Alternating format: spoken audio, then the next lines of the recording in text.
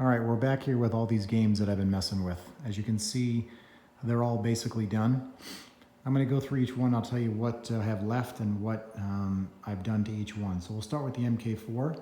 The MK4 has the XL arcade package for the control panel. I opted to do yellow T-molding. I've done one of these in the past. I really like the way the game looks with the yellow T-molding. It just kind of pops. The black one from the factory is cool, but I just like all my games to kind of have the the kind of bright look to them, since they're kind of an individual cabinet. I like the colors.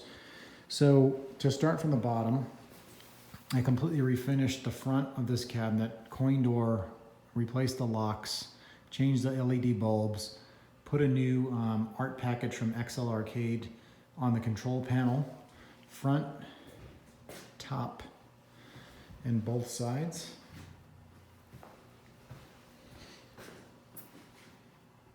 I added my Lexan with the Atari Torque security screws all around, brand new HAP buttons and joysticks, the XL Arcade bezel. This monitor was a 27-inch that I took out of here from when I bought the cabinet, and opted to put my 25-inch Hanorex from the UMK3 in this cabinet. Also has a new marquee on it. The reason I decided to take the 25 out of the UMK3 is for some reason Mortal Kombat 4, if you put it on some kind of a converter box like the VGA to CGA converter, it for some reason has issues displaying the proper width, brightness, contrast, all that stuff. It just kind of explodes the image for some reason, and I haven't been able to figure out, and frankly I didn't really want to mess with it. So I put the 25 in here. It looks fantastic. It looks great, plays great, everything's great. So I'm basically done with this cabinet. I'm going to go through the inside here. I was hoping the light would kick on from the camera here, but it's pretty clean in here. I vacuumed it all out, changed all the wire harnesses. You can see everything's original. There's no hacked up wires anywhere. The only thing I'm waiting for on this is on the inside, the daisy chain wire that provides the ground to each wire. The one that I had was no good. Had a short somewhere and I couldn't figure it out, and I just ordered a new one on eBay. This is the XL Arcade complete brand new metal and wood control panel that is absolutely perfectly made. If anybody's looking for control panels and yours is all hacked up or has a bunch of holes in it, these things are spot on perfect. I mean, the metal that he makes that goes in this, he even routers out the little discs, the dust washers for the joysticks. Everything lines up perfectly. As you can see how really nice it is. There's the little screw inputs to where the screws from the joysticks go in, and everything threads in perfectly. Everything lines up perfectly on the piano hinge. You can see the wires are kind of a little bit of a rat's nest in here, but I'm going to clean that up once I get the daisy chain. A daisy chain, in case you don't know, basically provides the ground. It goes from this one to this one to this one to this one to this one, and a daisy chain, hence they all connect. So the ground wire comes off of the kick harness here, and also off of the player 1, player 2 harness over here. So I'll use one or the other, it depends on which one's longer. And then I've kind of temporarily put the monitor pot board there. That way I can make adjustments, but the image is great. I'm not going to turn it on right now just because my wife is sick and my son's sleeping inside. So we'll move on to the Killer Instinct. The Killer Instinct again has a XL Arcade control panel top art package as well as the bezel. I believe that's his as well, the marquee. The artwork on the side is all original.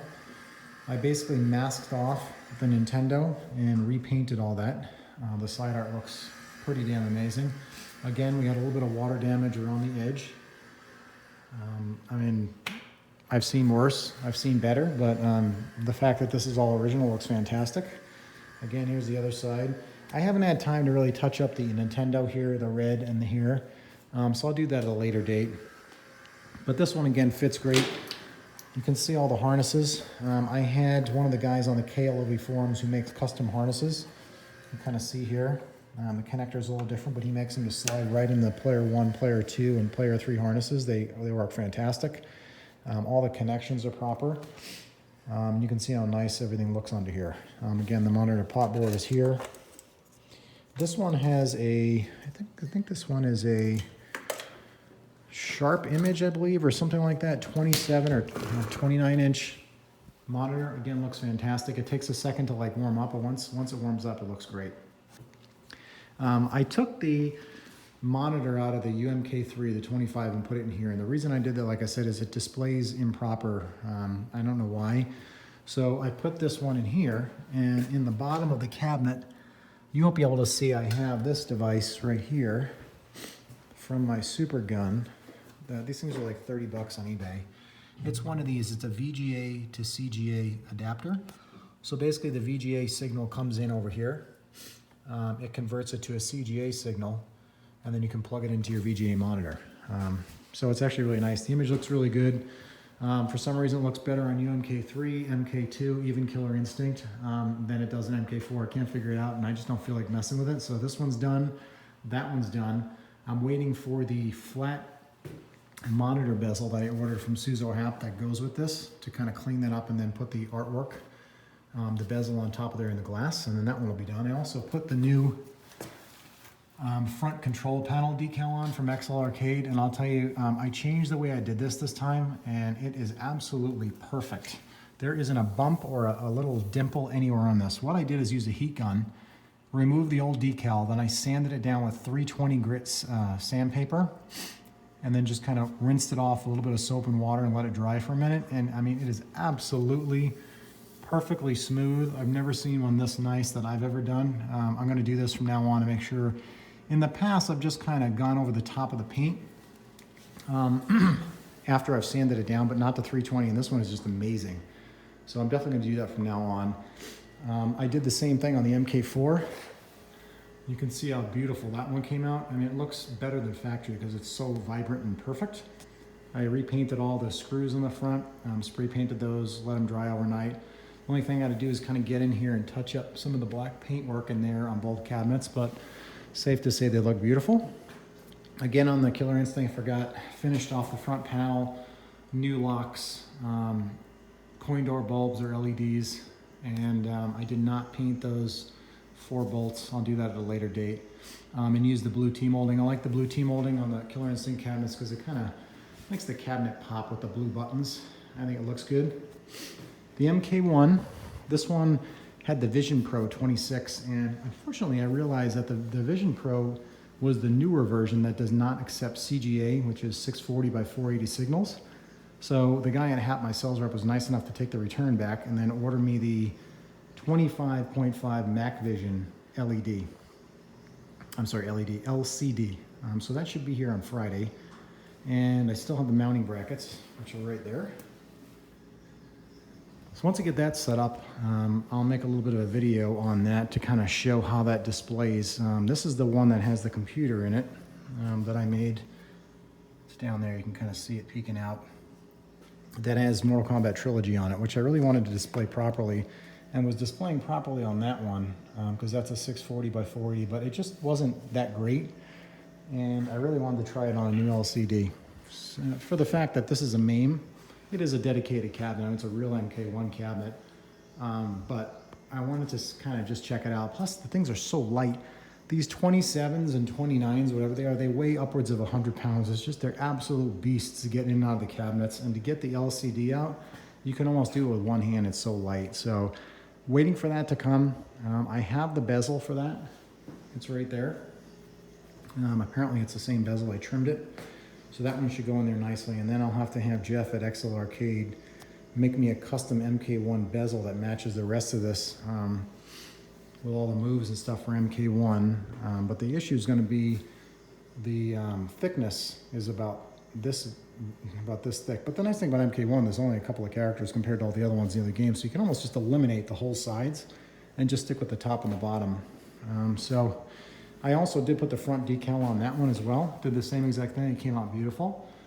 I wish I would have measured out the distance between the two dragons on each side. You can see that one's closer than that one, but I can always redo it at a later date if it really, really bothers me. But that was the first one I did, and it still turned out nice, but the distance kind of bothers me a little bit. But for now, it's fine. So that's about it. All the games do work. They look great. The MK4 looks amazing with the yellow T-molding. I really like that one. And the 3, I'm still waiting, like I said, for the bezel front. And then, of course, the side art. That's going to be a bitch to put that in. But I'm waiting for the spring to come so Jeff at XLRK can print that off for me and make me a rendering of that I can put on. So pretty happy with all the stuff. And again, the Killer Instinct, I like it with the blue. So that's about it. That's where I'm at with these projects. I did call to find out when the other Killer Instinct cabinet is coming. I don't know what the deal is. I did it with Roadrunner Transports coming from Maryland, so hopefully it'll come before Christmas, but I doubt it. So when that shows up, I am going to finish that one off and sell it as a complete unit. So if anybody's interested, let me know. But all intents and purposes, I'm almost done with all the games, and then I'm going to have MK1. MK2 is kind of hiding out back there. MK3, and I'll put MK4 in this little area over here after I get all this junk out. That's another monitor that I have. It's a 27-inch, completely rebuilt, medium resolution. So if I ever get another, like a Golden T4 or Live or Gauntlet Legends or something like that, I can use that in there. But again, it's like 100 pounds, so I'm just gonna put it in storage. And then I'll have the Killer Instinct kind of floating around in the front here. They're all on wheels. I've been buying the casters on eBay. I bought, I think, a set of 4 of them for like $7, and you can see the height difference from the old ones I bought at Lowe's to this one. It's about an inch drop, but they work just as well, and they hold and support just as much weight as the old ones. But they're like actually I was paying $42, so literally a quarter of the cost of what I was paying before for a set of 4 wheels. So that's about it. That's where I'm at with these games. Almost done. Probably won't make another video until after Christmas because a lot of stuff is on hold on shipping. So I wanted to give you guys an update, and that's where we're at. And I'm pretty happy with all of this, the way this has all turned out.